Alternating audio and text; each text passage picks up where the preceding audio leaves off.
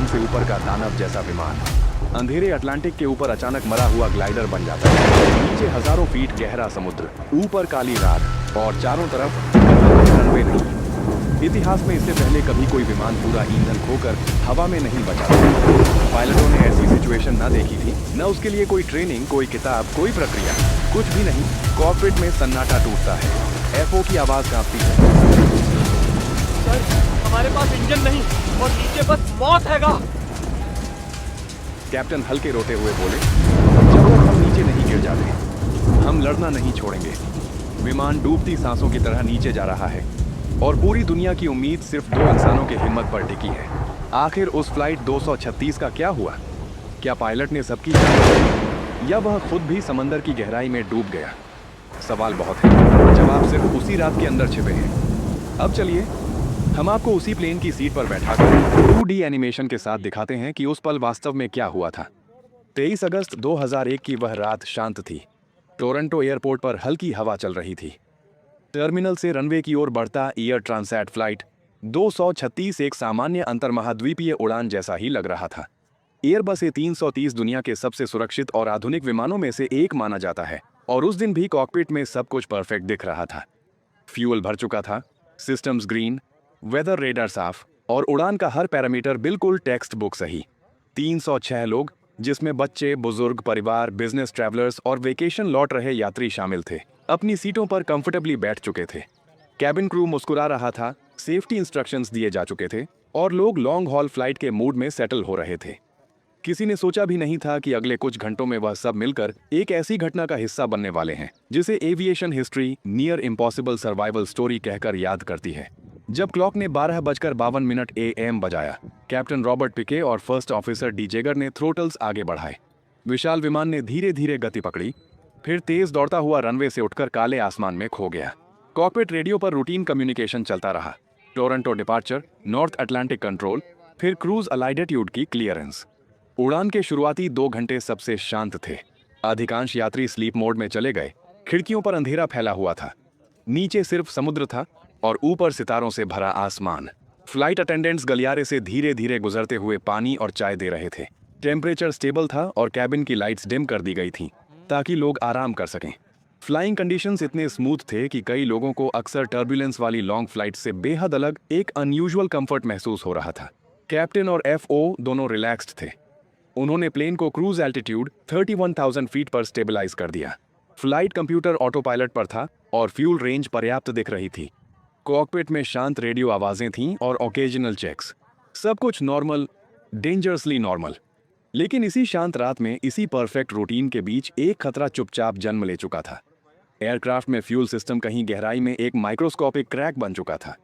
इतनी छोटी कि टेक ऑफ इंस्पेक्शन में भी किसी ने नोटिस नहीं किया, पर हवा में हाई प्रेशर फ्यूल लाइंस के अंदर यह क्रैक धीरे धीरे बड़ा होते हुए उन 306 लोगों की जिंदगी पर एक अदृश्य उलटी गिनती शुरू कर चुका था। उड़ान के इनर कैबिन्स में लोग ब्लैंकेट ओढ़कर सो रहे थे, कुछ स्क्रीन पर मूवी देख रहे थे। किसी को नहीं पता था कि एयरक्राफ्ट की बेली में फ्यूल तेजी से कम होना शुरू हो गया है। खिड़कियों के बाहर का शांत समुद्र असल में एक ऐसी दूरी पर था जहां इमरजेंसी लैंडिंग का 0 चांस होता है। नॉर्थ अटलांटिक रूट का सबसे खतरनाक हिस्सा। फ्लाइट लॉग में उस समय सब कुछ रूटीन लिखा गया। Passenger sleeping, cruise normal, weather calm. लेकिन यही शांत लोग अगले 1 घंटे में हिस्ट्री का सबसे बड़ा शॉक बनने वाला था। ये फ्लाइट बाद में एविएशन ट्रेनिंग मैनुअल्स में शामिल की गई, क्योंकि यह एक ऐसा इंजंक्शन था जिसमें बिना किसी इंजन के, बिना पावर के, एक विशाल एयरक्राफ्ट ने हवा में ग्लाइड करके जिंदा लैंडिंग की। लेकिन उस कहानी की शुरुआत यहीं 12:52 AM से हुई थी। एक सामान्य उड़ान जो अगले कुछ घंटों में इंसानी हिम्मत और तकदीर की सबसे बड़ी परीक्षा बनने वाली थी। उड़ान को लगभग 4 घंटे हो चुके थे। स्क्रीन पर एक वार्निंग उभरी, फ्यूल इम्बैलेंस। यह वार्निंग बेहद खतरनाक मानी जाती है। इसका मतलब होता है कि एयरक्राफ्ट के दोनों मेन फ्यूल टैंक्स में फ्यूल बराबर नहीं है। पर उस समय कैप्टन और ऑफिसर दोनों ने सोचा कि शायद यह सेंसर ग्लिच होगा, क्योंकि एयरबस में फ्यूल सेंसर्स कभी कभी छोटी एनोमलीज दिखाते रहते हैं।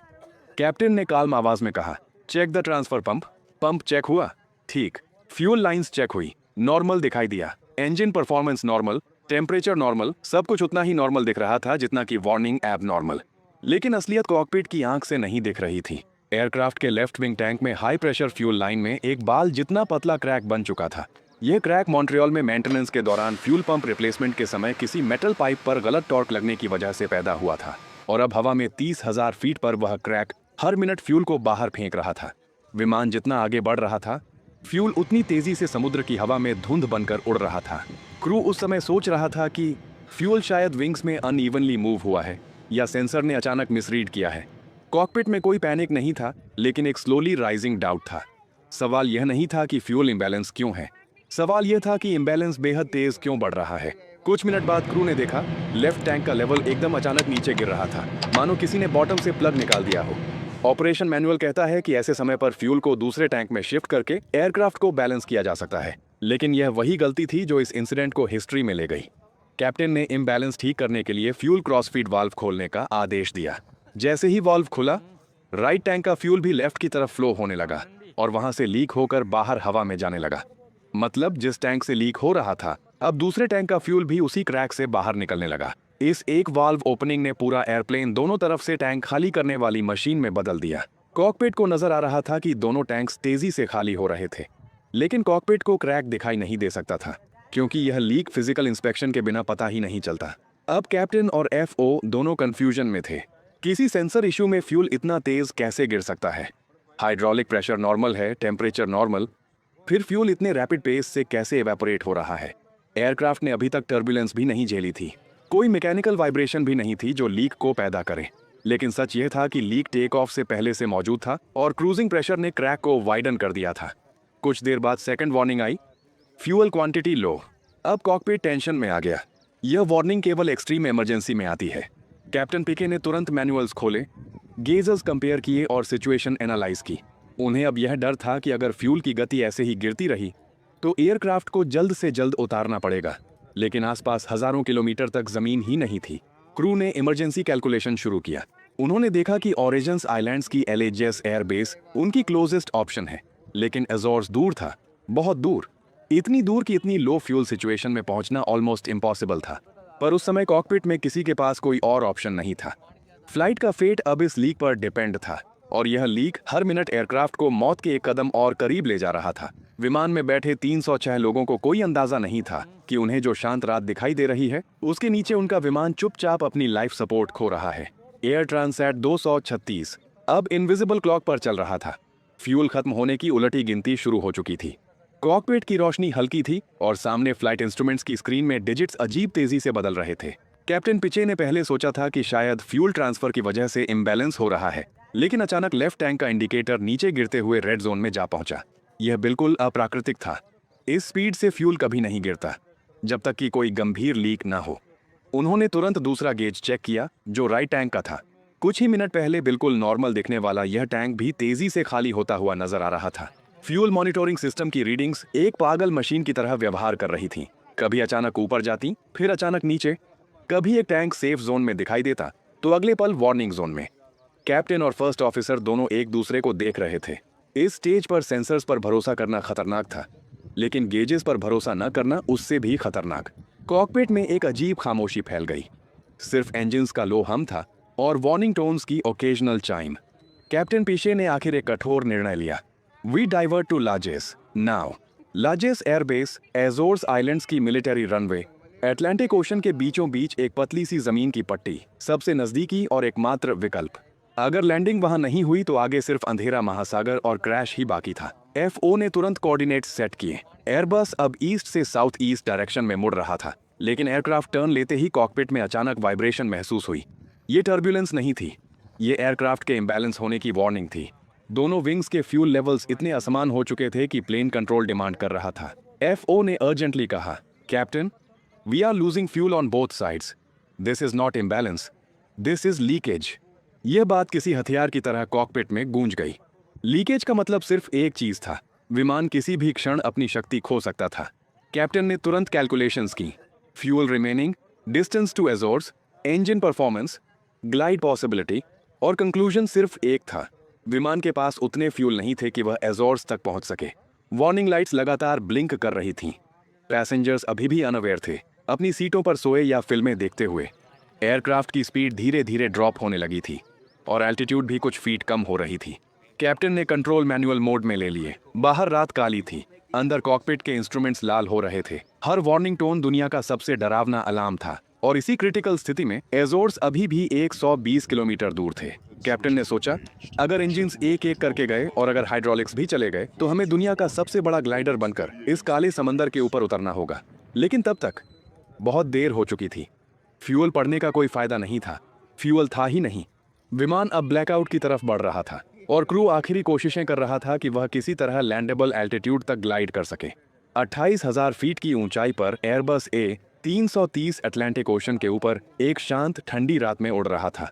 लेकिन कॉकपिट के अंदर कैप्टन पिचे को यह पता था कि एयरक्राफ्ट की हालत फास्ट डिटीरियोरेट हो रही है। फ्यूल गोजेस प्रैक्टिकली खाली हो चुके थे और एयरक्राफ्ट के दोनों टैंक्स ड्राई होने की कगार पर थे।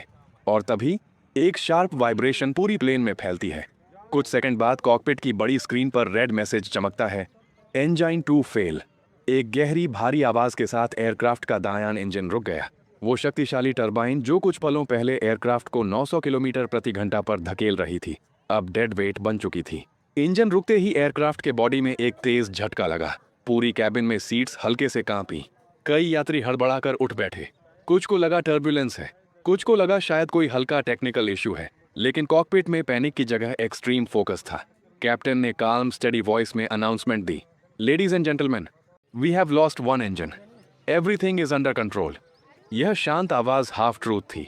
कुछ पैसेंजर्स ने देखा कि कैबिन क्रू अनयूजुअली सीरियस दिख रहा है, लेकिन सभी इंस्ट्रक्शंस मिली हुई थी, चुपचाप काल्म रहना है।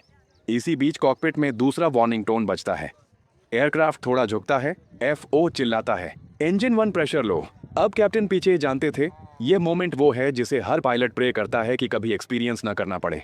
अब एयरबस A330 सिर्फ एक विमान नहीं था, यह रात के आसमान में उड़ता हुआ 1-200 टन का बिना इंजन का धातु का टुकड़ा था। पैसेंजर्स अभी भी समझ नहीं पाए थे कि नीचे पूरा महासागर है और ऊपर एयरक्राफ्ट अब सिर्फ हवा पर ग्लाइड कर रहा है। कॉकपिट की आखिरी रोशनी भी फ्लिकर करने लगी। कैप्टन ने इमरजेंसी चेकलिस्ट खोली, लेकिन वह जानता था अब कोई चेकलिस्ट इस एयरक्राफ्ट को बचा नहीं सकती। लेकिन फिर भी उसने कंट्रोल स्टिक को स्टेडी रखा, क्योंकि कुछ मिनट की दूरी पर एजोर्स आइलैंड्स की वह रनवे थी जहां पहुंचना अब दुनिया का सबसे कठिन काम था। बैटरीज पर चलने वाली कुछ लाल लाइटें बस चमक रही थीं, मानो एयरक्राफ्ट अपनी आखिरी सांसें ले रहा हो। कैबिन के अंदर भी सब कुछ बदल चुका था। एयर कंडीशनिंग बंद, कैबिन लाइट्स डिम से भी डिमर, फैंस, हम, नॉर्मल एयरक्राफ्ट साउंड्स, सब एकदम डेड। पैसेंजर्स में फुसफुसाहट, कुछ दबी चीखें, कुछ रोते बच्चे और उधर महासागर की अनंत अंधेरी गहराइयां। कैप्टन पिशे ने कामली कहा, हमारे पास इंजिन्स नहीं हैं, हम ग्लाइड मोड में हैं। एयरबस A330 एक कमर्शियल जेट है, लेकिन अब वह एक विशाल ग्लाइडर था। इंजन आउट ग्लाइड रेशियो लगभग 12:1 था। मतलब हर 12 किलोमीटर आगे बढ़ने पर वह 1 किलोमीटर एल्टीट्यूड खो रहा था। एल्टीट्यूड गिर रही थी, स्पीड गिर रही थी, और रनवे अभी भी बहुत दूर था। एयरक्राफ्ट में अब इलेक्ट्रिकल पावर भी लगभग समाप्त थी। हाइड्रोलिक्स सिर्फ उस रैम एयर टर्बाइन RATs पर चल रहे थे जो एयरक्राफ्ट के नीचे से इमरजेंसी में निकलती है और हवा से थोड़ा पावर जनरेट करती है। लेकिन RAT भी सिर्फ बहुत बेसिक कंट्रोल्स चला सकती थी। No flaps, no spoilers, no thrust, no reverse, no full hydraulics. Airbus अब लिटरली ग्रेविटी के भरोसे था। कैप्टन ने कैलकुलेशन की, हमारे पास लगभग 36 मिनट हैं क्रैश या लैंडिंग तक। ये 36 मिनट दुनिया के सबसे कठिन 36 मिनट थे। बाहर रात पूरी तरह काली थी, नीचे अटलांटिक ओशन का अनंत अंधेरा, जहां क्रैश का मतलब इंस्टेंट डेथ था। प्लेन ग्लाइड कर रहा था, धीरे धीरे, चुपचाप, एक विशाल पक्षी की तरह जिसके पंख कट चुके हों। कैबिन में लोग अब प्रार्थना कर रहे थे, कुछ एक दूसरे का हाथ पकड़ रहे थे, कुछ रो रहे थे, कुछ खामोशी में बस इंतजार कर रहे थे किसी चमत्कार का। और कॉकपिट में कैप्टन पीछे एयरक्राफ्ट को मिलीमीटर प्रिसीजन के साथ ग्लाइड कर रहे थे। उनकी आंखें एयर स्पीड, एल्टीट्यूड और एंगल पर थीं। उनके दिमाग में सिर्फ एक लक्ष्य था, एजोर्स की लार्जेस्ट एयरबेस तक किसी भी हालत में पहुंचना, क्योंकि अगर रनवे चूक गए तो नीचे सिर्फ अटलांटिक ओशन था। एयरबस A330 अब कोई एयरप्लेन नहीं था। विमान धीरे धीरे नीचे उतर रहा था। 30,000, 28,000, 25,000, 20,000 फीट। हर फुट की ऊंचाई कम होना जैसे दिल की धड़कन थमती जा रही हो। कप्तान पिशे हर हवा के झोंके, हर कोण और हर मीटर ग्लाइड का हिसाब कर रहे थे। 306 लोगों की जिंदगियां उनके हाथ में थीं। अचानक दूर क्षितिज पर एक फेंट रनवे स्ट्रिप दिखी। लार्जेस्ट एयरबेस, चारों तरफ समुद्र। रनवे दिख रहा है, अभी भी दूर है, फर्स्ट ऑफिसर ने कहा। जहां तक ग्लाइड है वहीं तक हमें भरोसा रखना होगा, पिशे ने जवाब दिया। विमान की गति बढ़ी, पंख पूरी तरह संतुलित, ग्लाइड स्लोप सही। हर टर्बुलेंस और हर हवा का झोंका खतरनाक था। रनवे पास आया, पेशे ने आखिरी एडजस्टमेंट्स किए। होल्ड करो, स्टेडी रखो, उन्होंने खुद से कहा। विमान रनवे पर उतरा, कठिन लेकिन नियंत्रित। टायर स्किड हुए, लैंडिंग गियर सुरक्षित रहा। केबिन में पहले खामोशी थी, फिर धीरे धीरे राहत और खुशी की आवाजें। यात्री आंसू बहा रहे थे, कुछ एक दूसरे को गले लगा रहे थे। कप्तान पीछे झुके, पसीने से तर, लेकिन चेहरे पर हल्की मुस्कान। उन्होंने असंभव को संभव कर दिखाया। 306 लोग सुरक्षित। कुछ यात्रियों को हल्की चोटें आईं, कोई भी नहीं मरा। एयर ट्रांसेट फ्लाइट 236 ने इतिहास रचा। जहां गणित और विज्ञान असंभव कहते हैं, वहां मानव हिम्मत और कौशल ने जीत दिलाई।